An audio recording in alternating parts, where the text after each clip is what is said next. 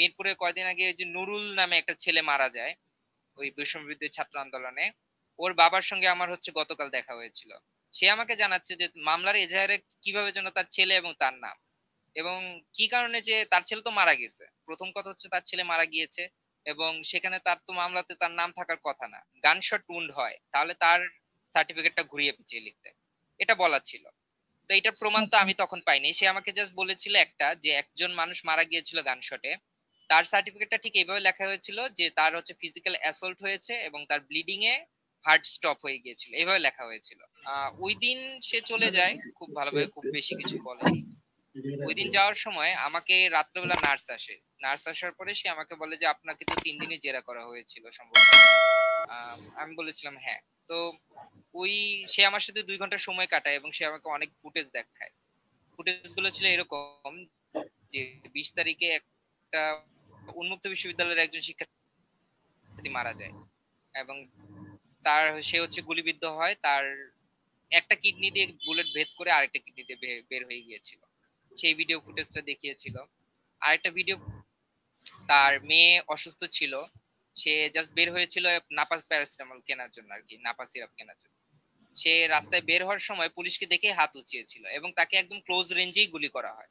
Close রেঞ্জে গুলি করার পরে তার পায়ের দিকে গুলিটা লাগে এবং তার পায়ের হাড় মাংস দুটোই হচ্ছে একত্রিত হয়ে গিয়েছিল। ওই ভিডিওটাও আমি দেখেছিলাম, যে আমার কাছে ফুটেজ গুলো ছিল না, কারণ তার সাথে সেগুলো সে দিতে পারতো না আর কি। আম, ওইখানে তৃতীয় দিন সে যখন আসে, তার আগের দিন একটা ছেলে আমাদের এনামের ওই ওয়ার্ডে ভর্তি হয়, তার পায়ে গুলি লেগেছিল। ওই ছেলেটার বাবা এবং ওই ছেলেটা ছিল, ওই ছেলেটাকে অনেকক্ষণ জেরা করে। জেরা করার সময় বারবার বলতে থাকে যে তুমি ওখানে কি করছিলে। আমি কান দিয়ে শুনছিলাম আর কি। তো সে বলছিল যে আমি ওইখানে জাস্ট গিয়েছিলাম মানে আন্দোলন দেখতে, মানে তার কিশোরদের কৌতূহল যেরকম থাকে, আন্দোলনকে ঘিরে কিশোরদের কিছু কৌতূহল ছিল। হুম। তো মানে স্বাভাবিকভাবে পুলিশকে সে সে এইভাবে এরকম বলে জেরা ফেলেছে। কেন করতো? এরকম জেরা কেন করতো সে সবাইকে? মানে তারপরে আমার রেজাল্ট কি যতটুকু হলো? ধারণা যে তার রেজাল্ট গুলো ছিল, আমি যতটুকু বুঝেছি, এনাম হাসপাতাল থেকে কিছু কিছু মানুষকে বেওয়ারিশ মামলার মধ্যে এজাহারে অন্তর্ভুক্ত করা। বিশেষত হুম, হচ্ছে ওই সময়ে তো আপনারা যতদূর জানেন যে সরকার থেকেও বলা ছিল ওয়ার্ড ভিত্তিক এত সহিংসতা কেন হলো, সেটার কিছু কিছু লিস্ট করা। খোঁজ, হুম, মিরপুরেও খোঁজ রাখছিলাম। হুম, মিরপুরে আমি যতটুকু জানতে পেরেছিলাম যে এলাকা ভিত্তিক আমরা বেশ আড্ডা দিই, মানে আমাদের মিরপুরে একটা বিশাল একটা মব ছিল যারা আমরা মোবাইলে সংযুক্ত ছিলাম। তারা আমাদের হুম, বলছিল যে আমাদের হয়তো হাইডে যেতে হবে, কারণ হচ্ছে যে এলাকার যারা ছাত্রলীগ করতো তারা হচ্ছে চার দোকানগুলোতে একটু বেশি বসা শুরু করে দিয়েছে, এবং অনেকের বাসার মধ্যে গিয়ে যারা হচ্ছে প্রায় 30 বছর বয়সের মধ্যে আছে বিশ্ববিদ্যালয়ের হুম, শিক্ষার্থী, তাদের লিস্ট গুলো করে নিয়ে যেত। এবং পরবর্তীতে আমি থানাতে খোঁজ নিয়ে জেনেছিলাম, মিরপুর থানাতে, যে মিরপুর থানার মধ্যে হচ্ছে অনেকের নাম এভাবে লিস্ট করে গেছে, এবং এখনো মিরপুরে কয়দিন আগে ওই যে নুরুল নামে একটা ছেলে মারা যায় ওই বৈষম্য বিরোধী ছাত্র আন্দোলনে। ওর বাবার সঙ্গে আমার হচ্ছে গতকাল দেখা হয়েছিল। সে আমাকে জানাচ্ছে যে মামলার এজাহারে কিভাবে যেন তার ছেলে এবং তার নাম, এবং কি কারণে যে তার ছেলে তো মারা গেছে, প্রথম কথা হচ্ছে তার ছেলে মারা গিয়েছে, এবং সেখানে তার তো মামলাতে তার নাম থাকার কথা না, এবং তাকে নানাভাবে হচ্ছে হেনস্থা করা হচ্ছে, এরকম কথা বলছে। এবং হুম, এই সময়ে যেহেতু শিক্ষার্থীদের উপর তার একটা আস্থা আছে, তাই সে বারবার আমার সঙ্গে যোগাযোগ করছে। তা আমি বললাম যে আপনার তো মামলার হচ্ছে এজাহারে থাকার কথা না। তা আমি যতটুকু বুঝলাম যে এই ইনফরমেশন গুলো তারা ব্যবহার করতে চাচ্ছিল যে আইডেন্টিফাই করার জন্য, যে আন্দোলনটা কোনোভাবে থামানো গেলে হয়তো বিশ্ববিদ্যালয়ে আমাদের এগেনস্টে কোনো স্টেপ নিত। বিশ্ববিদ্যালয় অবশ্যই স্টেপ হুম, নিত, হুম, সেটা তো হুম। শিওর, যারা আন্দোলনে আমরা ছিলাম।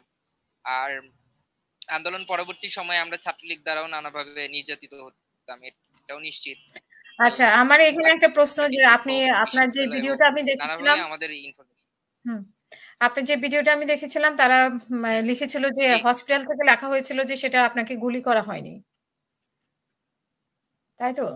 গুলি করা হয়নি, হ্যাঁ, এনাম হুম, হাসপাতালে, হ্যাঁ, ওইটার বিষয়ে নার্স আমাকে বলেছিল যে ঘুরিয়ে পেঁচিয়ে নির্দেশনা দিয়ে গেছিলেন এই ব্যক্তি, যে কেউ যদি কেউ গুলিবিদ্ধ হচ্ছে হয়নি। মারা যায়, মানে গানশট উন্ড হয়, তাহলে তার সার্টিফিকেটটা ঘুরিয়ে পেঁচিয়ে লিখতে, এটা বলা ছিল।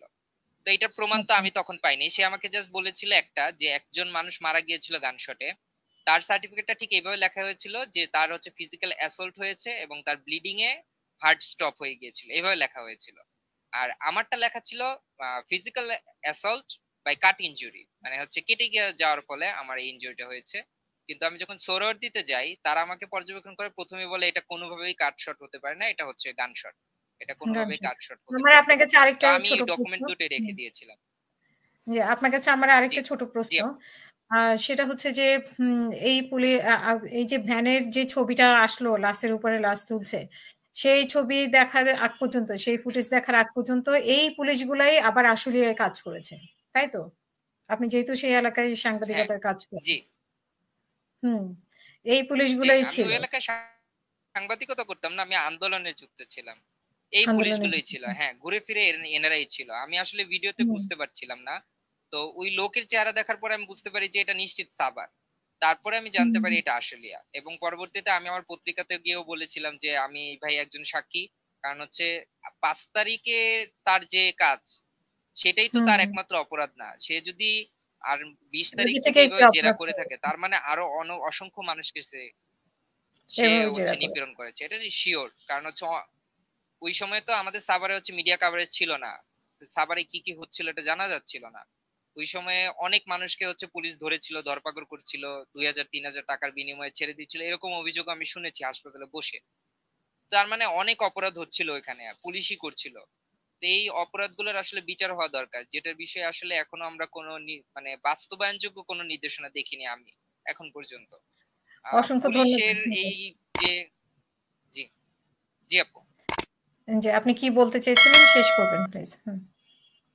জি, আচ্ছা। আমার মানে না মূল বিষয় হচ্ছে যে পুলিশি যে এই নির্যাতনগুলো আমাদের আগে ছিল, এটার ভিত্তিতে কিন্তু অনেক ভিকটিমের কিন্তু হচ্ছে আপনার তথ্য, মানে তারা কিভাবে আহত হয়েছে এটা কিন্তু হিডেন হয়ে গেছে। এটা কিন্তু ট্রেস করা খুবই টাফ হয়ে যাবে যদি পুলিশের বিচার না করা যায় সামনে।